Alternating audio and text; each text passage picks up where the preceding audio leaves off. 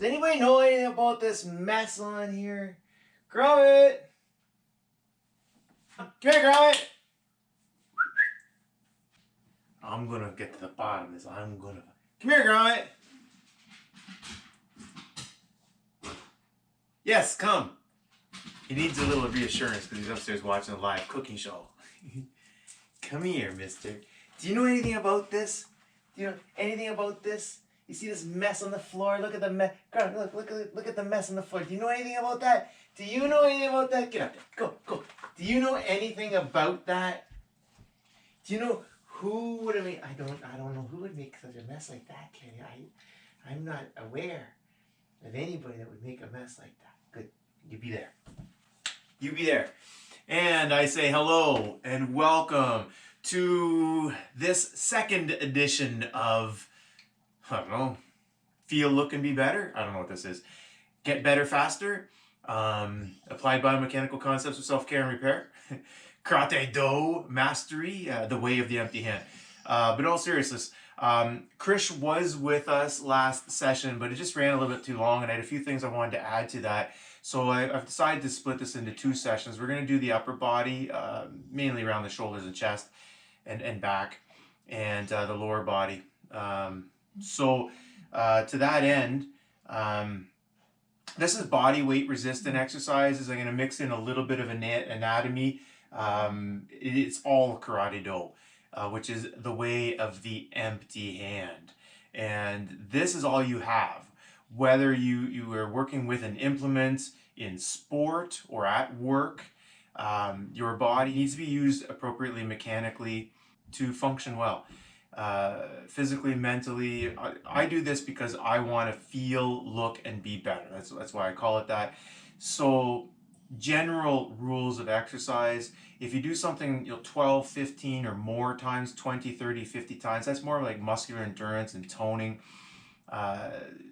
1 for power, 3 for size and bulk, 5 strength. And you want to work somewhere in the middle, like 3 sets of 10 seems to be good. They talk about going to failure. So like you're doing a bicep curl and then you can't do any more, and you come down and you're doing your last, perhaps it's your 3rd set, and you're like, you don't want to rock back and cheat, but you can drop your knees and get past that hump and then come back up and drive it to finish your other set. But they're talking about failure, like you're not going to be able to complete that repetition. In therapy, we talk about failure like in physics. Failure is something broke, something tore. In rehabilitation and strength training and in life, in my opinion, I'm trying to learn how to live more regeneratively than degeneratively. So in life, I want to do things with stress, challenge. We develop with challenge, we waste without it. So I want to stress things through fatigue and then change. Stress, fatigue, change, stress, fatigue, change the range, change the activity, change the intensity, change something. Change is as good as a rest, and no joke.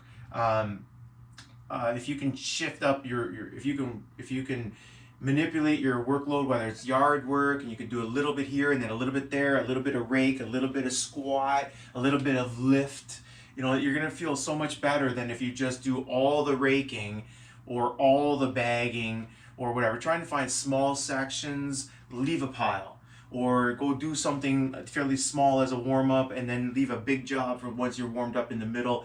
It's good for your mind and it's good for your body.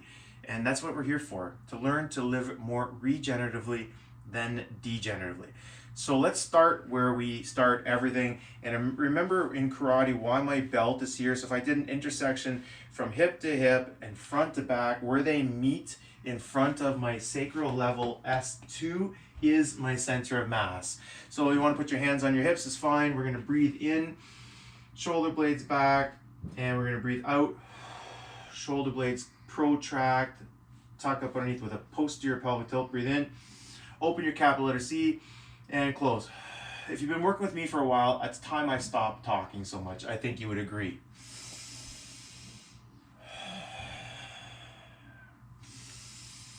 Other hand on top and squeeze. 6 or 8 second contractions. Hold some of your breath. Here's the Y, shoulder blades halfway up. Hold some of your breath to squeeze back. Match your breathing with your activity. Again. And out. Shoulder blades, a little bit up, halfway up, all the way up. And out. From the ground up. Starting with your toes all the way, water to rock. Shoulder blades. Hey, hey, hey. Cross. 1, 2, 3, 4, 5, 6, 7, 8, 9, 10. Breathe in.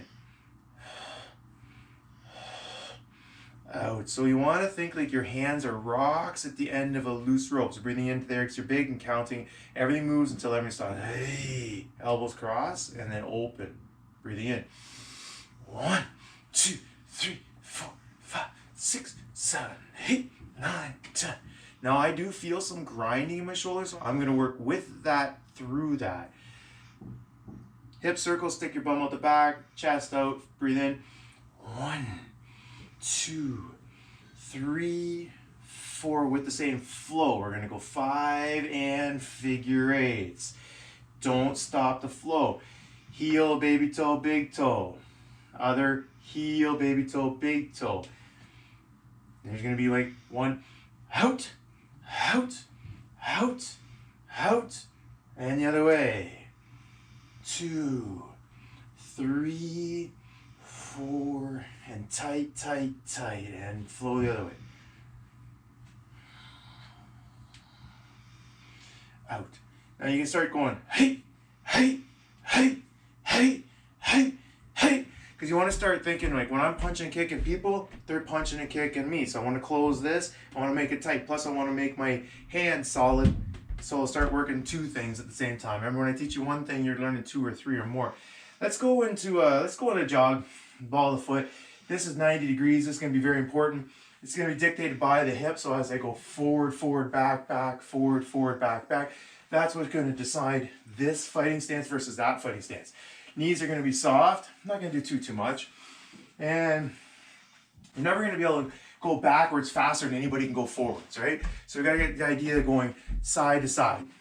Out, out, out, out, out, out, out, out. And you know what? For fun, we haven't done something like this. Let's go into a fighting stance. And we're going to go left, right, left, right. Try to remember to hide behind the sticks. Put your nose behind there. Put your elbows in tight. So you only got one little stick to hide behind. So like hide as much as you can. 90 degrees.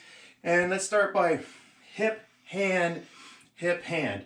2, 3, 4, 5, 6, 7, 8, 9, 10. Look, elbows point down, all the twists in the wrist. And off the backhand, hip, hand, elbow goes down. 2, 3, 4, 5, 6, 7, 8, 9, 10. Let's combine the 2. 1, 2, 3, 4, 5, 6, 7, 8, 9, 10. Now, obviously, I'd want to go here and then there, but for now, and we're going to turn around just like we worked on before. As I look, I'm in danger. I want to start with this hand come across. There's a cross body block, following up with this hand and shift my weight to face whatever danger.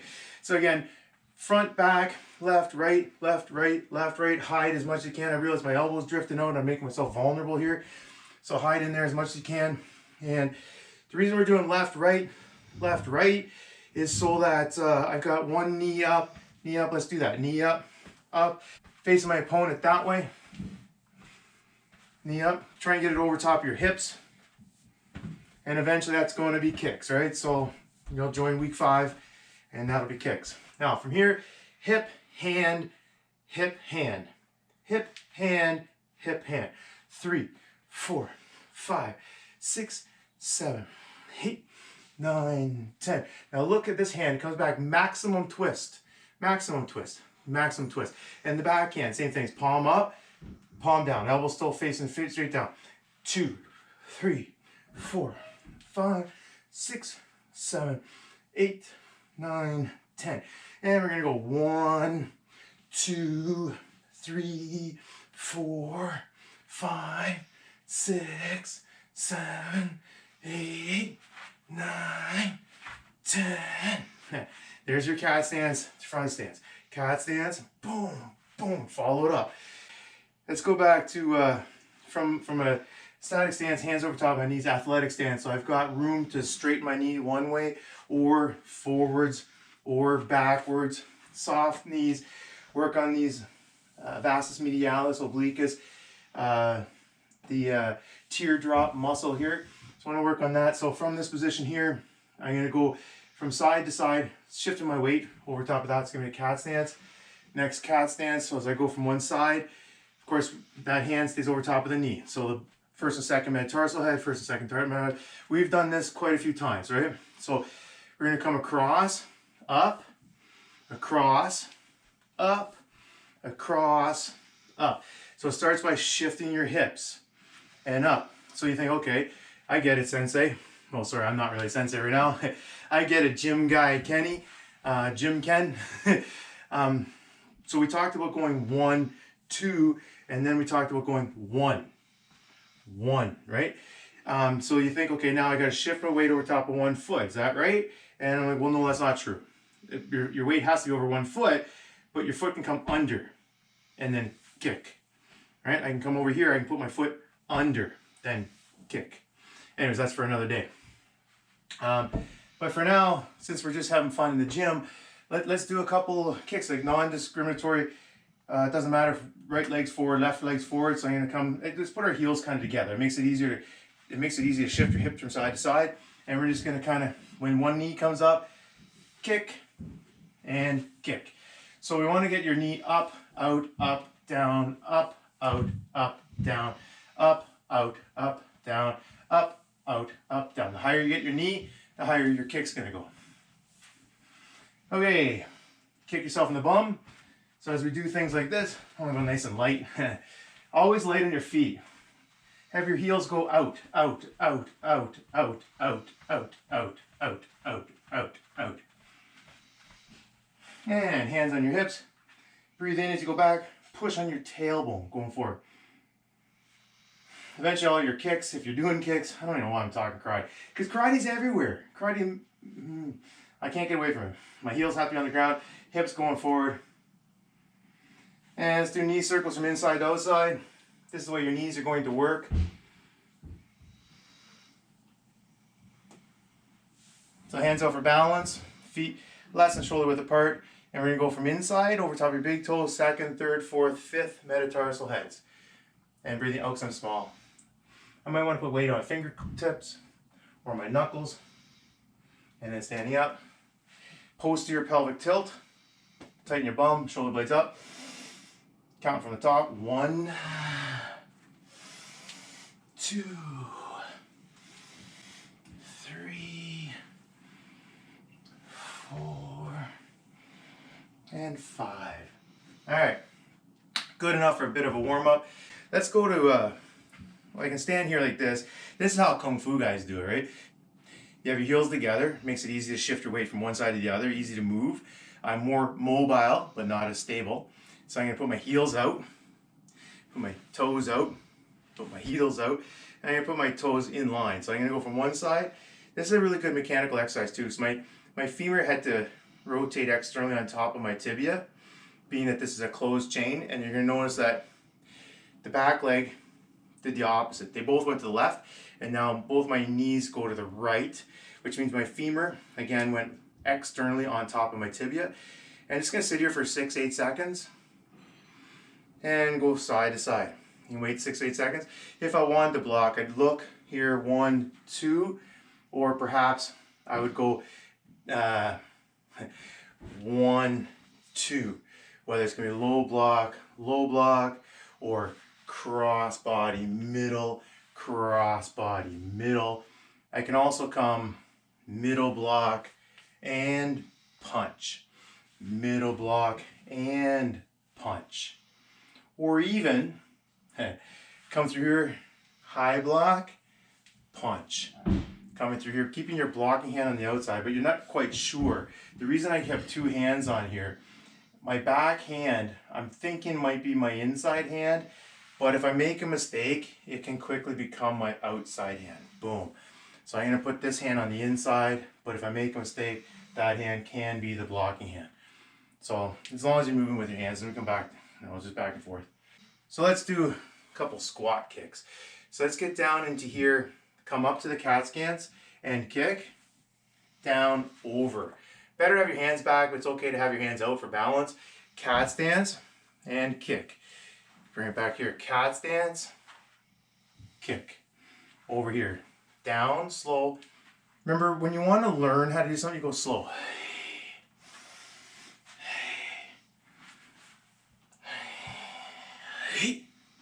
We can count too, right? 1,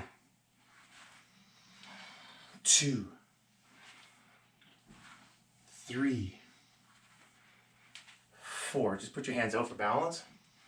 5, 6. Good enough. We've been talking about lunges. So statically, go down on one knee. So have your heels out in the back, toes pull in the front. Again, I'm going to pull on mine, see if it cracks again. A couple days later, no, it didn't really. So now I might want to hold on to something, ideally something in front of me. I'm going to do static lunges. So up onto the ball of my foot, first and second, and now roll your heel out, down second, third, fourth, and fifth. We're going to do that. I'm just going to do 3 and 3, because I'm not sure if you're playing around at home. Okay, so into a forward stance this way. Before I even do that, up on the ball of my foot, because that's going to translate my weight forward, getting ready to move forward.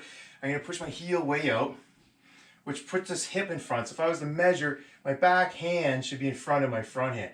So for balance, I want my hip, hand, 1, up onto the first and second metatarsal in the back, so the heel comes in. As I pivot my knee way under, get your heel way out. It's for 2, and back up, and then 3. Good enough, because that's not what we're here for. Let's do a couple of stride jumps. Also not what we're here for, but we're starting to do more of this stuff. So heels together, gets a center of mass right in the middle, makes it easy to shift. And I'm going to breathe in, and 1, 2, shoulders up, 3, 4, 5, 6, 7, 8, 9, 10.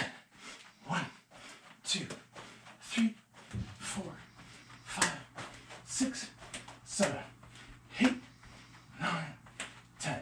Okay, always breathing in when you're getting big, and breathing out when you get small. Always. Breathing in, and out. Unless we get to the weights, which we're going to do like that. There's other reasons why you want to generate more force here to stabilize this. But these principles with the shoulder, the pelvis, and the knees are principles of the way of the empty hand. They translate from functional anatomy through exercise, martial arts, weightlifting, all kinds of, every kind of sport. As a matter of fact, the more efficient you can be with these mechanics, the more likely you're going to be able to win at competition, especially at high level Olympic competition. When I was doing cross country ski racing, we were doing a double pull. So this is all like breathing in, reaching out, and then taking through, and breathing in, out as far as you can, then driving through, breathing in, and breathing out. They got some of the highest max volume of oxygen in the world. So they measure on video, they go by, and if you're like this, they'll say, well, if you do that on, if you get 3 meters per stroke, reasonable, 3, 6, 12 feet maybe, you won't, and you cheat, and you cheat, and you cheat, and you cheat. It's like you have to add that up over a 5, 10, 20 kilometer race, and you're gonna have to do another 100, 300 of those because you didn't get full extension, or you didn't bring your shoulder blades down. Same thing with swimming, you wanna get your shoulder blades way up. But that's the same thing. Doesn't matter if I'm swimming in the water, shoulder blade way up, or if I'm reaching for my feet, I want to touch my feet, shoulder blades way up. Now if I freeze this angle and I come up, that's at least a Y. If I bring my shoulder blades back, has nothing to do with the arm. This in the shoulder blade rotator cuff is all the same. If it's in front of me, or if I pull it back, there's the Y. What decides that is my shoulder. Looking at the bones here, because everything's based on these bones. When I bring my knee up, notice how the ball and socket here is on a bit of an angle. So as the femur comes up, this ball, the orientation of the femoral head, makes the knee come out. So there's that kind of squat position. Weight's going to be on the second, third, fourth, and fifth. And as I kick, now I want to present the first and second because you're going to be kicking on those. And you never want to hyperextend your knee. Never hyperextend your knee. So have it a little bit bent so you can push on somebody. And same thing here, like if I point with this here, if the gastrocs and soleus, if they're strong, they can hold that closed. But if they're weak, you'll lose force. As the foot gets absorbed like this, you've lost force. Now if I pull back, that's a great heel kick, right? But it's going to take more space. It's got to go right between a guard. This is going to get in more, it's going to get in smaller space. Later on we're going to talk about the roundhouse. I guess we won't even mention it right now. I got enough to talk about. So as we bend, as we squat down, the knees go inside to outside. As we stand up, they go outside to inside. And it's going to be true when you go to knee somebody in the head too, right? It's always going to be the same. Doesn't matter what we're doing. Okay, let's hit the gym. This is my total trainer. Absolutely love this thing. Bought it. I've had it 25 some odd years. I can add weights to it, but I can use body resistance. It doesn't matter. We've done this before. Knee circles from inside to outside. Now you notice my toes are relatively in, my knees are relatively out. Same thing for horse stances. And I'm going to come down here and put I'm going to do a posterior pelvic tilt, so I'm trying to get my spine as close to there as possible. Again, using these muscles, abdominal muscles. Coming here, I'm going to breathe in because I'm big here. So I'm going to do an anterior pelvic tilt. My spine's off of the table, rolling this back as I go down. I don't care if my heel's off the ground. Like a lot of people might say, oh, you have to have your heels on the ground. Some use wedges, some use 2x4s or whatever when they're doing squats. I'm more interested in the knees and the hips. I'm doing this for my quadriceps. Another thing, a lot of people will tell you to have your knees over top your feet and then never have your knees going all the way, especially when you're weight bearing. But if we understand the mechanics, this is way better. How come when you're doing a personal training thing, how come that you need full range of motion in your biceps, but then your quadriceps only go like halfway? Because like, well, now I understand. Your kneecap becomes like a slingshot. The tension by the quadricep patellar tendon, patellar ligament, if you want to call it ligament because it goes bone to bone, but it is a tendon. You know, in the quadriceps here, it's an opposing force that's pushing back there. So if I'm in like this and I got my foot on my first, second toe, you know, this is horrible. And you might even be able to tell, like my kneecap is now pushed out over the outside of I want to stay in the groove. So if I stay out here, it stays in the center, it's in the groove, it's on the right appropriate articular cartilage. So my knee circles go from inside to outside, inside to outside. Inside when I'm straightening, and outside as I go down. So my friend Sean was on here one time. He would go from here and all of a sudden at the top, all of a sudden it would just boom, bang in. And then when he's here, it would just pop out and then go down. You gotta make it kind of smooth, like all the way from outside to inside, a gradual motion, or from inside to outside, a gradual motion. Try to make it, you gotta feel natural, feel how your bones are. They're gonna be slightly different than everybody else, but your toes are gonna come, your knees are gonna come in and out. That is the most important thing. So let's go, and lots of ways to go do the same thing. So if I want to do like a squat, if I have my feet double shoulder width apart, put my hands out for balance. As I sit down, my knees go out and they come back up. In this case, I can have my heels on the floor coming out. I can use weights at my side, doesn't matter what the weight is. These are gonna be 25-pound weights. So as I do this, I can have them at my side to get a little bit extra weight, 50 pounds to get a little bit of abduction. I put my hands in front of here, I'm gonna have a little bit on my deltoid as I go down and then back up. Adds a little bit of resistance. Honestly, I don't do a lot of that. I don't like anything behind my head. I don't like this behind my head because I don't want my head forward. I don't want that anterior head carriage. It's pretty good for your shoulders, so you can have your shoulders up and back. If you can hold it back with a good chin tuck, it wouldn't be so much of a problem. And this bar, because of the bar, it allows my head to be in there and the bar's out a little bit back. So I wouldn't mind doing this so much. And then I put a lot of force on my back. So this might only be like 20, 30 pounds. As I come down like that, there's like 200-300 pounds of force in my low back. So I'm pretty cautious. Lifting your shoulder blades up, going up and down. So in this position, avoiding that empty can. So if I'm gonna go here, lifting your shoulder blades up, now down, keep your shoulder blades up as you rotate under, and keep your chin back as you're doing all of that. What I prefer, have a little bit of tension on the biceps, rather than behind my head causes anterior head carriage. Keep the chin back, putting my elbows to my knees. And back up. And tighten your bum. This would be 2, elbows to the knees. And up. And 3. And up. And 4. And up. And 5. And up. So I'm going to be limited by what my biceps can do. 6. But I'm doing this to look, feel, and be better. 7. Squeeze my bum. 8.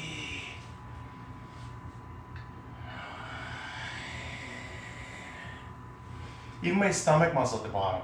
10. And up. Down, slow, and controlled. All the way down.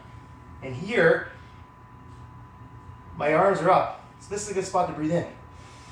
Lean back, get a nice stretch. Shoulder blades towards my ears.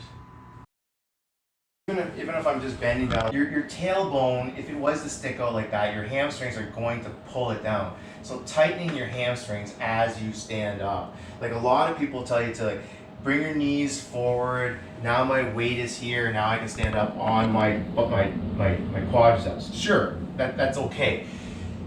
Thing is, then you're not using your hamstrings.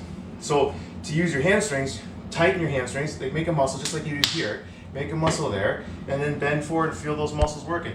Make it easier. It's harder for me to have my arms out here, hardest for me to have my hands out here with weights in my hands. That's even harder on my low back. With the chin tucked back, turns on some of the paraspinal muscles. But if you want to use your weights all the way down through here, keep them close to your shins. So I'm going to pick up 10, 20, maybe 30 pounds there. So I want to tighten these muscles here, and then as I come, I pull back with the shoulder blades. I want to feel in these muscles in the lats. As I pull back there, keep it close to my spine and come up, and now squeeze your bum with a posterior pelvic tilt. Like, not a lot of resistance on my glutes, but I feel that. And keeping it coming down here, keep your chin tucked back, going slow. So I don't have to use a lot of weight. I don't do a lot of deadlifts. Doesn't matter if I hold one dumbbell, 25-pound dumbbell, or if I have a bar like this, and I'm gonna go forward, keep it close to my body, keep my hamstrings turned on, elongate under load. If I want to help my stretch, I put my weights down easy, and I just lean back against that resistance to get a little bit more stretch, and try to get my spine down, fold this down. Like I want the top 2 inches of my belly on 2 inches of my thigh, 3, 4, 5, 6, like touch, touch, touch, touch, nose to toes, toes to nose. That's never gonna change. So as I tighten up, breathe out, tighten up the hamstrings, and then shorten, shorten, shorten, coming all the way up, nice and slow. Now rotate your hips back and squeeze your bum, and then down slow. Still 4 seconds down, tight, tight, and I'm holding those hamstrings tight. Just like I make a muscle here, I'm making a muscle there, and then standing up, knees slightly bent. This is an old school stepper. I've had this thing since I was like 19. I gave it away. I broke mine and gave it away. I got these hydraulics back with my buddy's machine. But it just shows the knees. And so as I go like this, knees are out, knees are in. I'm not gonna change it in. As I come, this knee's gonna go out. So there's gonna be weight, it's gonna go more towards my first and second metatarsal head. And as I come like this, the weight's gonna go third, second, third, fourth, and fifth. It doesn't matter what we're doing as I'm going back and forth. Now when I'm doing something like this, I can sometimes focus on the pull of my arms, pull of my arms, pull of my arms. I can focus on the push of my arms, push of my arms, push of my arms. Or I can use my push, pull, push, pull, push, pull. Now you'll see there's a certain angle here. So I'm working a certain part of my quadriceps. As I put my foot forward, I'm gonna be working a different part. And more into my glute, more extension through there. As I come, put my foot way back, hang my heel off. Same thing, second, third, fourth, and fifth. As I go to the first, second, third, I feel a lot more of that into the lower part and vastus medialis obliquus. You want to have a nice teardrop muscle. Standard quadricep extension machine. I've had some of these weights since I was 13, consumer distributing. I've moved them from 10 different places and back to my same house. I've had this, was used to be part of a squat rack. I don't care what your equipment is. It's not the equipment, it's the effort and the mechanics that's gonna make the difference. So when I'm doing this, a lot of people don't like this exercise because if I kick like this is what they call like an open chain. So my foot and shin are free to make any accommodation as they feel fit. when I put my foot on the ground, now my foot and shin is fixated. So as I stand, now my thigh has to make any sort of accommodation. So that's a closed chain. Now in this piece of equipment, because my hips are on the seat and my feet are behind the bar, it's a double. So I want to pick something up, you get a tight nose pressure on my patella. But it's taking away your own intelligence. It's not giving yourself enough credit. So when I come like this, like everything, I want to have my heels out in the back. And as I come up, I can still take my shins and roll them in to have my toes relatively out. So I feel that on my vastus medialis. This is how you're going to get that vastus medialis. Having your toes out, come down with your toes in a little bit, because popliteus, the key that unlocks the knee, is back there. It's not going to be working this. It's all sheer mechanics at this point. But that's what that muscle does in the back there. It's the key that unlocks the knee. But 15 degrees. So at this angle here, about 15 degrees, my toes are straight up, and as I come like this, get your heels in now, so your toes are relatively out, and then your heels can go out. It's all about your toes. But I can't move my toes. I have to move my shins. So I have my heels going out, I have my heels going in, I have my heels going out, and my heels going in. Like, I feel that a lot. I only have 25 pounds on there. You know, is it about how much weight I can push? Is it about how often I can push? Or is it about having these muscles that work effectively, having the joint that works effectively? So you can hold that like anything else. You can hold that for 30, 60 seconds, going back and forth, but it's the 15 degrees range of motion. That's what this teardrop muscle does. Once I get some shorts, maybe I'll show you that muscle. I've been developing all my muscles. So, shallow squats. Now again, I'm in a closed chain position. So when I go like this, my knees go out and then they come up. I don't feel this near as well as I did when I was on the machine, but my knees are, my same muscles in through here, these teardrop muscles, vastus medialis obliquus, and here they go underneath rectus femoris and vastus intermedius, and the adductor muscles right through there, and that's what makes it look like that teardrop, because it's where it's able to, it's got the space to bulge, if you will. So knee circles, you know, I'm still using 15 degrees, so that's working on that muscle as well. What that muscle is going to do is it takes the kneecap and pulls it inwards. I have got two muscles, vastus intermedius, vastus meaning big, like this is a vastus medialis, vastus lateralis is huge. A lot of people don't realize they actually go underneath your hamstrings and they come right down the middle. The vastus lateralis is all the way from there, all the way down there, like vastus, massive. It attaches right there. Vastus medialis, so the same thing on the inside, all the way down. So basically, this bone right here, there's a line, linea aspera, it goes up there. Vastus lateralis, the whole thing on the outside, and vastus medialis, the whole thing on the inside. So they're massive, and they wrap right around. And then, of course, your hamstrings are over top of them. So we're like, well, these are my hamstrings. Well, yeah, the quadriceps are back there too, right? So don't forget about them. But so vastus lateralis is going to pull out this way, and rectus femoris and tensor vastus intermedius and intermedius is going to be pulling this way. So you need a muscle that's going to be pulling it this way. Otherwise, it gets pulled up and over and gets compressed to the outside condyle of the femur, and you start getting patellar tracking dysfunction. So working on patellar tracking with knee circles, shallow squats, walking with your knees bent, fighting stances, soft knees, land with the muscle working, not bang, bang, bang, hyperextended. Anybody recognize that piece of equipment, that chin-up bar in the door frame, as seen on TV? I've got all that kind of crappy stuff, and it works. The difference between the way I use this stuff and they tell you to use it is they tell you it folds up and goes in a closet real easy. I don't want stuff in a closet. I want stuff set up and ready to go. I don't care if there's clothes on it. I don't care if there's dust on it. That reminds me of how much I'm not using it. So right now I can lift my feet up and just hang, work on connective tissue toughness or density over time, including bones, by the way. So I want to rock my pelvis back and lift my knees up, breathe out for like 6, 5, 4, 3, 2, 1. And even when I do this, see how my weights, or you may not see, my weight's on my 2nd, 3rd, 4th, and 5th metatarsal because my knee is still relatively out. And even doing that, I had a little click in my hip. A couple things I got to notice.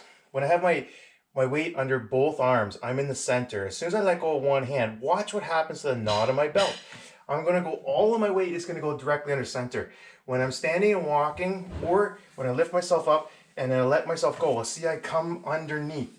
Gravity, water will find its own level. These are universal truths. tighten your belly, slow up, 2 seconds, 1, 1,000, 2, 1,000, and down, 1, 1,000, 2, 1,000, 3, 1, 4,000, 4. Try not to put any weight on the bottom. 2, 3, 4. The reason I have my knees out front, 5, is the hip flexor is attached to the front of the vertebrae. I don't want this. I don't want hyperextension of my spine. So I rock back and lift my knees up. Now, different situations. Here's the why. So I'm gonna shoulder blades at least halfway up, and I'm gonna, same thing, rock my pelvis back. Now, if I start back here, as soon as I let go, my weight's gonna come underneath, so I'm gonna slide forward. So better, I put my weight forward, so I'm sitting underneath it. Easy to pick it up. And I'm gonna breathe in, breathe out. 1, 2, 3, 4, 5. And maybe I hang here for another 10, 30, 60, 90 seconds. And just shoulder blades up towards my ear and just hang out. Now, most times I go slow. Sometimes I hang, sometimes I do 5 slow, sometimes I go fast. And I do think when you want to learn how to kick and fight, you have to go fast. It's ballistic. So I'm gonna do a couple quick, see how I feel. So it's gonna be the same thing as I go to my eyes. My shoulder blades are gonna go towards my ears. I'm gonna start underneath because that's where my weight's gonna wanna go. I'm gonna breathe in, and then I'm gonna breathe out. Tighten my belly. 1, 2, 3, 4, 5, 6, 7, 8, 9, 10. And I thank you for the inspiration to make me bigger, better, stronger, so I can feel, look, and be better.